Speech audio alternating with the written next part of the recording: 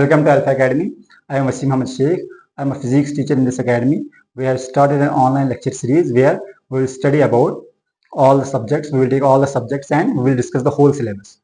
We will start in physics. We will start with chapter motion. What we have to study in motion is, I will give an introduction.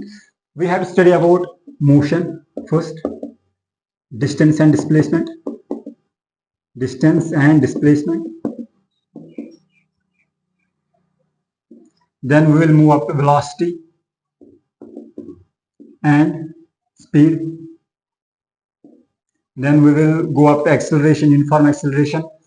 Okay, we will study about uniform acceleration. Then there is a small introduction about uniform circular motion. Uniform circular motion. After that, we will also discuss some numerical problems. Numerical problems based on equations of motion. Equations of motion. Okay. It will take about one lecture. Then it will take also about one lecture. Then we will study about equations of motion. We will study another topic. Then we will study about acceleration. It will take one topic, one lecture, this and this. Then this will take one lecture. And then numerical problems will take one lecture. These are two different topics: numerical problem and equations of motion. Okay, it will take about one lecture. So it will be about 4 to 5 lectures will be enough for this topic to be completed. Okay. So in today's lecture we will study about motion, and we will also study about distance and displacement. तो हम पहले motion से start करते हैं. Motion क्या है? What is motion? Motion is simply when a body moves, changes its position or moves from one place to another, but with respect to some stationary object. Okay, when a body moves from A to B, and there is an observer C. A body is moving from A to B, and let these A and B and places. Let C be an observer.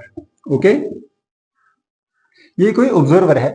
कोई body ए से B move कर रही है, तो इसके हिसाब से ये मूव कर रही है. That is, if we will ask C, he will say that, he और she, whatever it is, he will say that body is in motion. This body moving from A to B. Okay, according to C, body is moving. But here we will study about motion and rest. They both are relative. जो motion है और rest है वो दोनों relative है. What does the relative term mean? Relative का मतलब क्या है? देखिए, मैं आपको एग्जांपल देता हूं. I will give an example.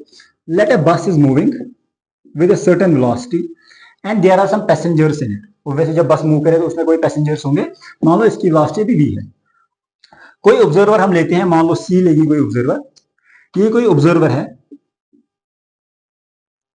According to him all the passengers in bus and the bus itself both are in motion. Why? Because he is at road. He is stationary. He is a stationary object and bus is moving. So according to him bus move कर रही है. लेकिन जो भी इसमें passengers आमने सामने बैठे होंगे, कहीं कोई भी 2 पैसेंजर्स या 3 पैसेंजर्स ले लो, वो एक दूसरे के हिसाब से रेस्ट में है, क्योंकि उनकी पोजीशन एक दूसरे के हिसाब से चेंज नहीं हो रही. उसी टाइम पे अगर हम सी से पूछेंगे, इसके हिसाब ये वाला पैसेंजर भी मूव कर रहा होगा, ये वाला भी मूव कर रहा होगा, ये वाला भी मूव कर रहा होगा. जितने भी पैसेंजर्स बस में है सारे मूव कर रहे होंगे. लेकिन अगर हम यहाँ पे कोई पैसेंजर 2 ले लेंगे तो उनके हिसाब से उनकी पोजीशन चेंज नहीं हो रही. उसी को हम कहते हैं कि ये रिलेटिव है. क्यों? क्योंकि अगर हम इसको ऑब्जर्वर मानेंगे 2 मिनट के लिए और इससे पूछेंगे बताओ ये मोशन में है, नहीं, इसके हिसाब से नहीं, ये ऑब्वियसली इसका आंसर होगा नो. व्हाई? क्योंकि अगर हम ये पूछेंगे, यहां इसको पूछेंगे ये मोशन है, नहीं, इसका आंसर नो क्यों होगा? क्योंकि ये तो इनकी पोजीशन कहां चेंज हो रही है. अगर ये एक सीट पे बैठा है, ये भी उसी सीट पे बैठे हैं, दूसरे सीट पे बैठे हैं, तो इनकी पोजीशन हमेशा सेम ही रहेगी ना. ये इससे ना तो ये इससे दूर जा रहा है ना इसके पास आ रहा है, दोनों की पोजीशन स्टेशनरी है, तो इसके हिसाब से ये ऑब्जेक्ट मूव नहीं कर रहा है, इसके हिसाब से रेस्ट में. अगर हम उसी टाइम इस सी से पूछेंगे बताओ ये वाला पैसेंजर रेस्ट मोशन में है या रेस्ट में, ऑब्वियसली इसका आंसर होगा मोशन में. क्यों? क्योंकि ये रोड पे बस कुछ वेलोसिटी से मूव कर रही है, उसी वेलोसिटी से ये पैसेंजर भी मूव कर रहा है, ये वाला भी, ये वाला भी, तो कुछ तो वेलोसिटी होगी इस पैसेंजर की भी। इसका मतलब सी के हिसाब से जो ये वाला पैसेंजर है वो मोशन में है। इसीलिए हम कहते हैं कि मोशन और रेस्ट दोनों रिलेटिव है। अगर मैं आपसे एक क्वेश्चन पूछूं, जैसे कि सारे पेड़ जितने भी है, हमारे घर जितने हैं, नेबर सारे, उनका जो घर है वो ऑब्वियसली रेस्ट पे है हमारे हिसाब से। क्यों? क्योंकि अर्थ पे सारे एक जगह है। आपका घर यहाँ पे है, दिस इज योर हाउस, ये आपका कोई नेबर हुआ। तो अगर मैं आपसे पूछूंगा, क्या इन दोनों के हिसाब, अगर आप यहाँ पे आपका घर ये है, this is your house and this is your neighbour for example, अब ये दो घर हमारे हिसाब से तो रेस्ट में है। क्यों?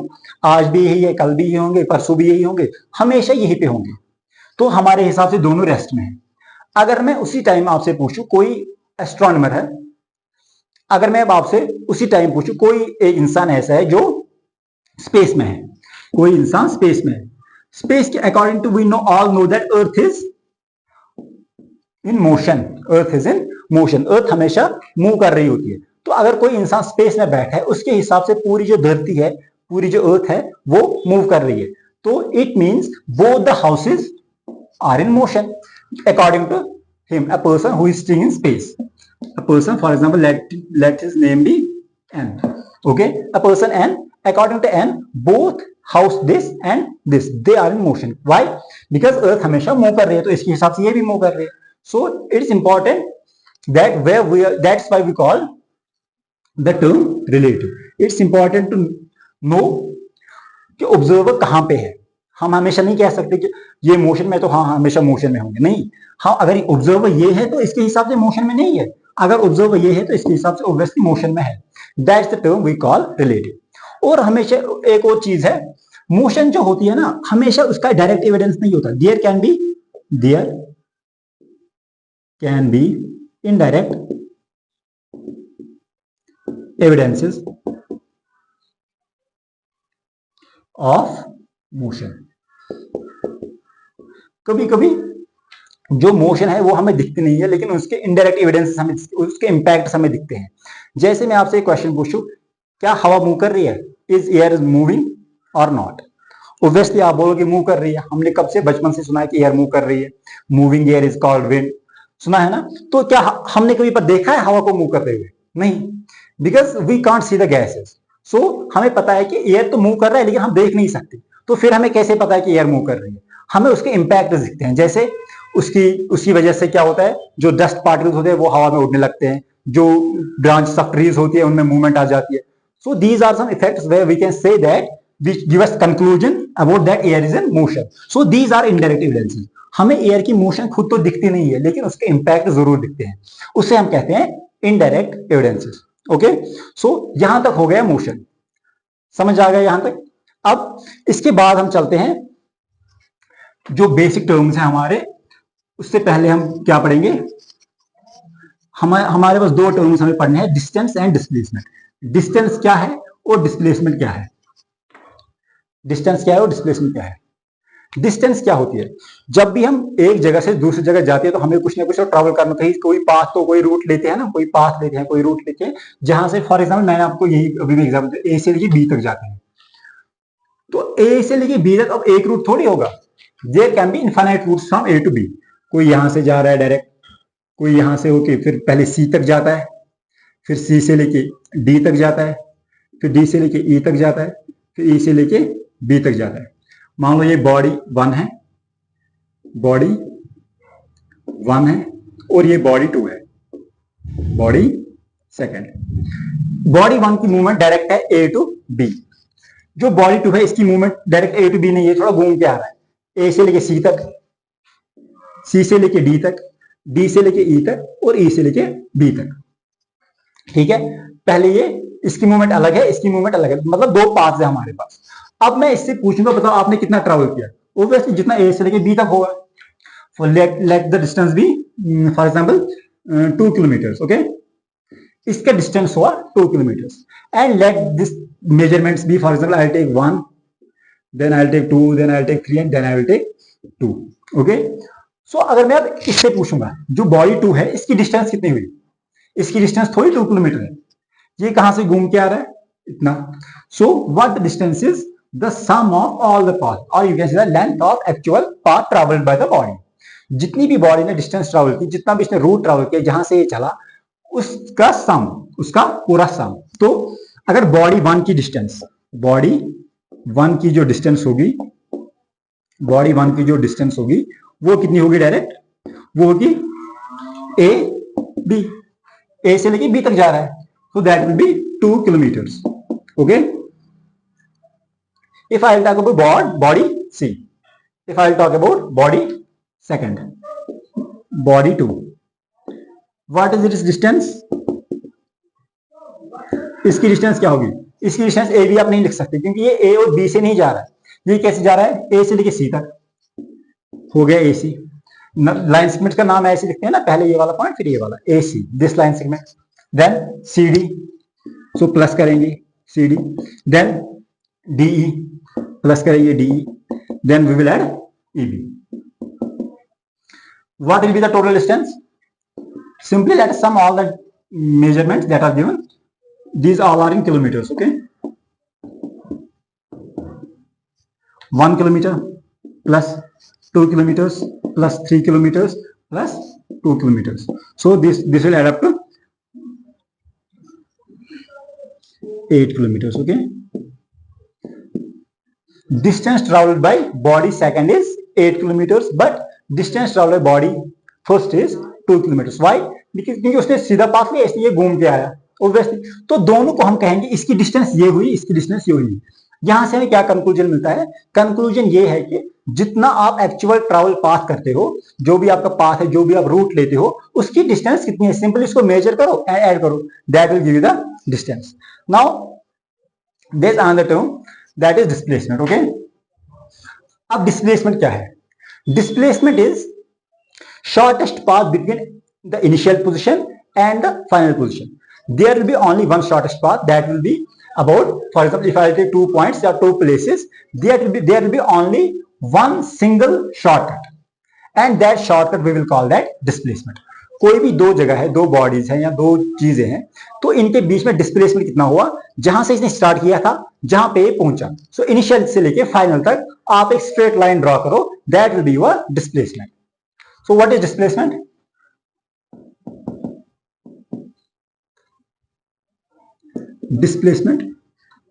displacement is shortest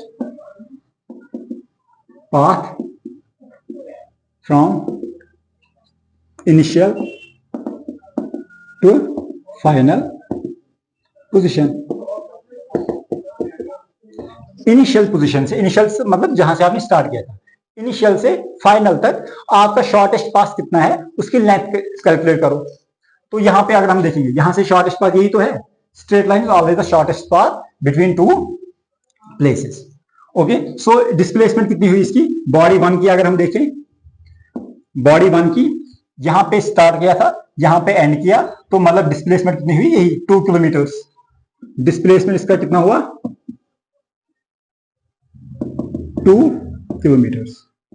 अगर हम बॉडी 2 का देखेंगे तो इसका आप थोड़ी ये कैलकुलेट करोगे, डिस्टेंस मैंने क्या बोला, वो डिस्टेंस थी जो हमें अभी कैलकुलेट की, वो थी डिस्टेंस। अभी हमें डिस्प्लेसमेंट पे है, डिस्प्लेसमेंट पे आप ये मत सोचो कि ये कहां से जा रहा है, but what we have to think is about the initial and the final position only, body second. So we don't have to calculate the actual path length, then what we will have to do, we will just take the initial position and take the final position, then calculate the shortest path. What is initial position? A. What is final position? B. What is the shortest path? Is this the shortest path? No. Is this the shortest path? Yes.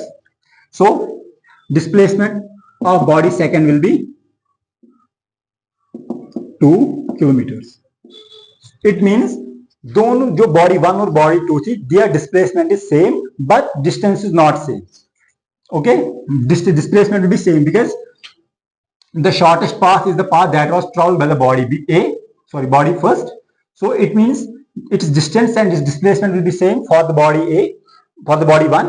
For the body second, distance is different because he has taken the different route, the body second has taken the different route. इसने दूसरा root लिया था, इसलिए distance अलग आ गई, लेकिन displacement अलग नहीं आएगी। क्यों? क्योंकि शॉर्टेस्ट पाथ तो एक ही होगा। That means displacement will be 2 kilometers of body 1 and body 2. Now what is the difference between distance and displacement?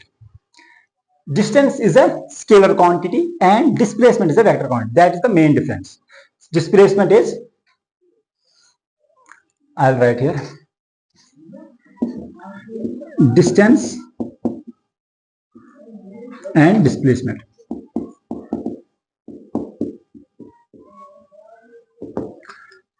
It's a scalar quantity,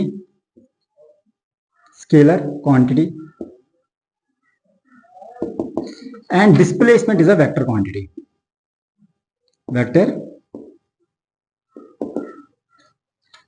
Distance is scalar quantity and displacement is vector. Now what is scalar and what is vector? Scalar क्या है और vector क्या है? Scalar quantity वो होती है, it has only magnitude and not a certain direction. जो भी स्केलर होती है, स्केलर क्वांटिटी, कोई भी स्केलर क्वांटिटी आप ले लो, उसका सिर्फ मैग्नीट्यूड होता है. जैसे स्पीड, कितनी स्पीड है, उसमें क्या है, तो सिर्फ मैग्नीट्यूड होता है. It has only magnitude. Distance भी एक स्केलर क्वांटिटी है, क्यों? It has only magnitude. But what about the displacement? Displacement is vector. What is the vector? a quantity having both magnitude as well as direction. So displacement क्या है, sorry distance क्या है? Scalar quantity है जिसमें सिर्फ हमें magnitude calculate करना होता है कितना है. बट डिस्प्लेसमेंट में क्या है? डिस्प्लेसमेंट में हमें एक तो मैग्नीट्यूड, ऑब्वियसली मैग्नीट्यूड कितना है, मैग्नीट्यूड मतलब what is the size, what is its size, इसका वैल्यू कितना है, और what is its direction, direction कैसी है. So that is the main difference between distance and displacement. And there is one another thing about the scalars and vectors. Scalars don't follow vector algebra. They don't follow vector algebra. Scalar जो भी होते हैं ये vector algebra को follow नहीं करते, और vectors होते हैं, जैसे मैंने डिस्प्लेसमेंट का एग्जांपल दिया, स्केलर ये होते हैं वेक्टर्स, तो ये वेक्टर अलजेब्रा को फॉलो करते हैं. They follow vector algebra. What is vector algebra? Vector algebra is just like the algebra where we have to take the vectors. I will give an example. For example, जब आप calculate बचपन से करते आ रहे हो, plus और subtraction करते आ रहे हो, अगर मैं आपको एक क्वेश्चन दे दूं, what is 3 + 4, you will say it is 7. But if I will give 3 vector plus 4 vector, and if you will say that it is 7, you are wrong. It is not equal to 7 because their directions are not given. In what is the direction of vector 3, what is the direction of vector 4. That is a simple addition. 3 + 4 is 7. That is not a vector algebra. That is vector algebra. For example, if I have vector 3 and I have vector 4, it's not vector, its sum will not be vector 7. That is not in your syllabus. अभी तो आपकी syllabus नहीं है, अब आप 11th में पढ़ोगे, लेकिन मैंने आपको यहाँ पे थोड़ा सा बता दिया कि वेक्टर्स में ये होता है और स्केलर्स में ऐसे होता है. स्केलर्स में वेक्टर अलजेब्रा फॉलो नहीं होता, इसमें वेक्टर अलजेब्रा फॉलो होता है. इसमें सिंपल अलजेब्रा जो हम यूज करते आ रहे हैं बचपन से वो फॉलो होता है. ठीक है, अब आपको डिस्टेंस और डिस्प्लेसमेंट समझ आ गया. सो अब हम एक न्यूमेरिकल करेंगे जिसमें आपको मैं थोड़ा सा डिस्टेंस और डिस्प्लेसमेंट का बता दूंगा. ओके,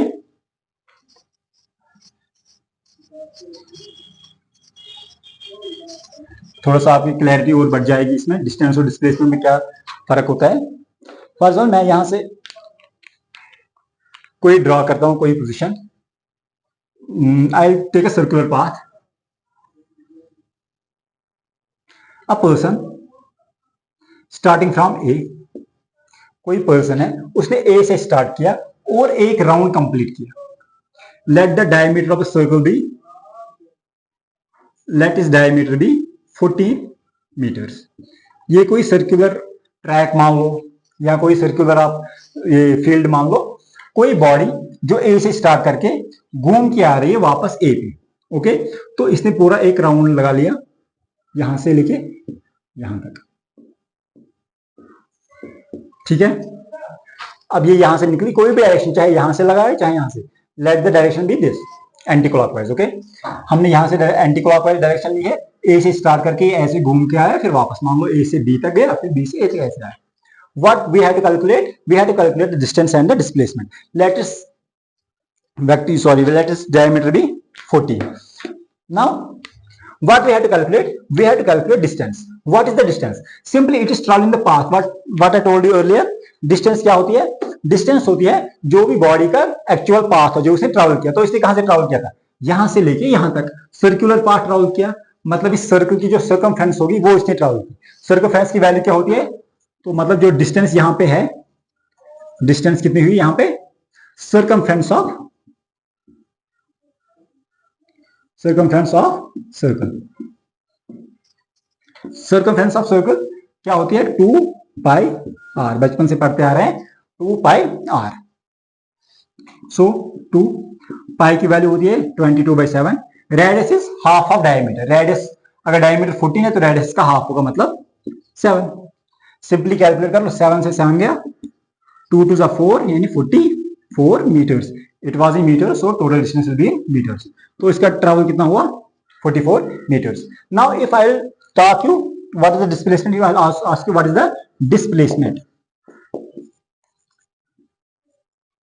डिस्प्लेसमेंट क्या है इसकी? अब जहां से स्टार्ट किया और घूम के वहां पे वापस आया तो डिस्प्लेसमेंट क्या हुई? इनिशियल और फाइनल पोजीशन जब भी कोइंसाइड करेंगे, कोइंसाइड मतलब वहीं पे जब इनिशियल और फाइनल पोजीशन सेम होगी. मैंने क्या बताया था डिस्प्लेसमेंट का? Shortest path from initial to final position. यहां पे इनिशियल पोजीशन भी यही है, फाइनल पोजीशन भी यही, क्योंकि घूम के यहां से वापस यही तक आया. तो फाइनल पोजीशन क्या हुई? यही ए. स्टार्टिंग पोजीशन क्या थी? ए. तो शॉर्टेस्ट पाथ कितना हुआ? 0. जब भी कोई बॉडी वापस वहीं पे आएगी तो आप 0 ही तो हुआ ना. यहां से तो कोई डिस्टेंस आप क्या ही ड्रा करोगे यहां से यहां तक. तो इसका मतलब डिस्प्लेसमेंट 0. और यहां पे एक पॉइंट और नोट करना आप, जो भी डिस्टेंस होती है, distance is always greater than 0. It can't be negative, it can't be 0. Distance हमेशा 0 से ज्यादा होती है. नेगेटिव नहीं है, ये 0 नहीं है. हाँ, अगर कभी डिस्टेंस 0 हुई है इसका मतलब बॉडी रेस्ट पे है, उसने फिर मूवमेंट नहीं किया, उसका मोशन नहीं है. क्यों? जब भी मोशन करेगी कोई पार्ट ट्रैवल करेगा, और जब भी कोई पार्ट ट्रैवल होगी there will be some distance which will be always positive. It means distance is always positive. Distance is always positive. Now talking about displacement.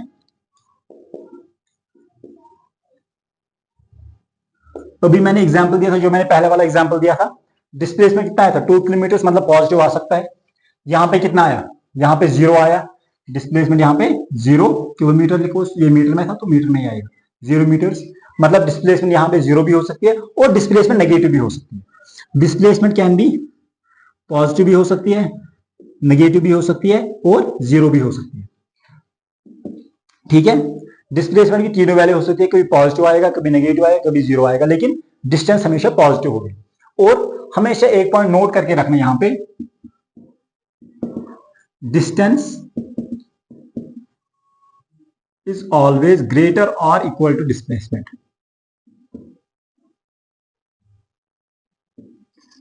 Distance can never be less than a displacement. Displacement से कभी कम नहीं होगी, क्योंकि shortest path तो displacement है. Shortest path से shortest क्या हो सकता है? कुछ नहीं. It means distance is always greater और equal to displacement. Okay, these are some points that you have to know. So I will give another example about distance and displacement.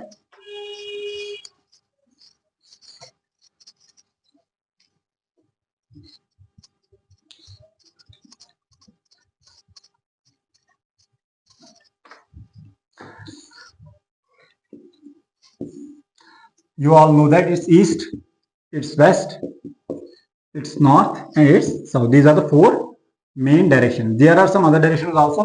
For example, this we call northeast. This direction is northeast. This direction will be northwest. This will be southwest, and this will be southeast. But 4 main directions are east, west, north, and south. Let a body starting from O, then moving towards east up to, let's take any value. For example, we will take 4 kilometers, then takes a right turn. When a ball takes right turn, it will be in southern direction. उसने right turn लिया और उसकी direction हुई south. जैसे यहां से जा रहा था, राइट टर्न नीचे हुआ। ओके, यहां से कितना हुआ, मान लो कोई डिस्टेंस यहां से ट्रेवल करी, उसके बाद कितनी हम लेंगे इसकी वैल्यू, कोई भी ले लो आप 3 किलोमीटर फॉर एग्जाम्पल। देन हमने यहां से वापस लिया, then body takes again right turn. जब यहां से राइट टर्न तो यहां मूव करेगी, यहां से राइट टर्न लेके for example let the body has travelled 8 kilometre. Okay, अब बॉडी ने कितना ट्रेवल किया, पूरा 8 kilometre. Write its distance and displacement. Let a body start with O, then let this point be A, B and C. What we have to calculate is total distance and total displacement. Because I have taught you about distance and displacement only, so we will talk about distance and displacement. What is the distance? As I told you earlier, distance is simply a path travel. Distance will be OA plus AB, then BC. Here body is moving in Z direction, right? OA plus AB plus BC. Write the values: 4 kilometer plus 3 kilometer plus 8 kilometers. What is the total value? 8 plus 3, 11, 11 plus 4, 15. 15 kilometers. That is the total distance traveled by the body. But what about displacement? Is displacement also 15 kilometers? No. What is the displacement? Remember the definition only. Shortest path from initial to final position. Just draw the line from initial and end it at parallel. End it at final position. Starting from the initial, and this is the final. So this is displacement in this direction. As I told you, displacement is vector quantity, so it will have a direction also. What is the displacement? Displacement is simply OC. Displacement is simply OC. OC, that is we have to calculate this. Now here आपने जो बचपन में पढ़ा होगा, जैसे हम Pythagoras theorem पढ़ते थे, तो डिस्टेंस हमारी ये हुई, यहां से लेके डिस्प्लेसमेंट यहां से लेके यहां तक, यहां से यहां तक हमें कैलकुलेट करना है। तो let's take this part, I will zoom out this part. Let's take this part. Okay, I'll do it here. यहां पे O है, this is C and this is, let the point here be any X. This is X. Now what we have to calculate is OC. OC. As you all know that it will be a right angle triangle, right angle at X. Now we all know that what is the Pythagoras theorem? Base square plus altitude square is equal to hypotenuse square. But we have to find the base, we have to find the perpendicular, then we will find the hypotenuse. What is base? As I told you, this was 4 kilometers. Then from X to B, this will also be 4 kilometers. Why? Because both are same. This will form a rectangle. This OABX. If I draw it here, OABX, it will be rectangle. This is a straight line. This is also a straight line. That is, both are parallel. This is a straight line. This is a straight line. It means both are parallel. When the two pair of lines intersect each other, it forms a rectangle. It is 90 degree. This is 90. This is 90, and this is 90. That's what we call a rectangle. Now this is 4 kilometers. OA is 4 kilometers. AB is 3 kilometers. What does it mean? It means XB will also be 4 kilometers, because opposite sides of rectangle are always equal. So then AB 4 kilometer hoga and AB will be equal to OX. Again the same concept. Opposite sides of the rectangle are equal. This will be 3 kilometers, right? अब OX हमारे पास क्या है? 3 kilometer. Now what is XB? As I told you, with the concept of opposite sides of rectangle are equal, XB is 4 because OA was 4, XB will 4, then XC will also be 4. Total was 8. This is 4, then the remaining will be 4. This will also be 4 kilometers. Now find OC. CX square, base square, that is CX square, plus OX square, that is OX square, will be equal to OC square. right? Now let's go ahead. What was cx? 4 kilometers. Its square will be 16. Cx square, don't write 4. 4 square means 16. Then write ox square. It is 3. 3 square is 9 equal to oc square. That is what we have to find. 16 plus 9 is 25 equal to oc square. Now taking square root both sides, we will get oc equal to 5 kilometer. But it will be in southwest direction from the initial position. Southwest direction from the initial position. What is the displacement? Displacement is this value OC, that is 5 kilometer, but in which direction? Because it's a vector, distance displacement is a vector, so we have to give the distance also. So distance, sorry, यहाँ पे हमें direction भी देनी पड़ेगी. So we have to give the direction. What is the direction? This is west, this is south, so this will be southwest direction. Okay? तो यहाँ पे हमारा ये खत्म होता है. इसकी वैल्यू ये हुई है 5 किलोमीटर. अब देखो, यहाँ पे मैंने बताया था पहले ही, जब भी डिस्टेंस की वैल्यू हमेशा या तो इससे ज्यादा आएगी या इसके बराबर आएगी, इससे कम नहीं होगी. यहाँ पे आप चेक कर लो एक बार. This is distance and this is displacement. Displacement is always less than or equal to distance. Okay, so what is distance here? Sorry, displacement is OC. What is the value of OC as we have calculated? 5 kilometers. Okay, so I think this is enough for today. From here we will take another lecture. As I told you in the starting of the class, it will take 3 to 4 lectures to complete the whole chapter. So stay connected.